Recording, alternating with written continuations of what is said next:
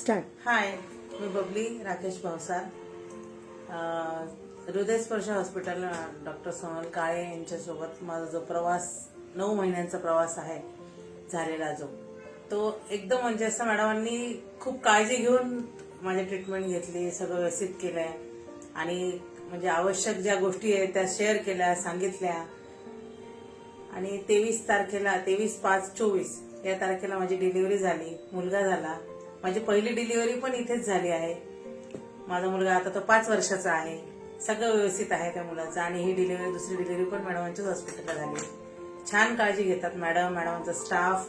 हॉस्पिटलमध्ये सुविधा छान आहेत, हॉस्पिटल छान आहे, सर्व स्वच्छता वगैरे सगळ्या गोष्टी व्यवस्थित पाळल्या जातात आणि सगळं व्यवस्थित आहे. म्हणजे मुलाची पण काळजी व्यवस्थित, माझीही छान काळजी घेतलेली व्यवस्थित, सगळं व्यवस्थित केलेलं मॅडम.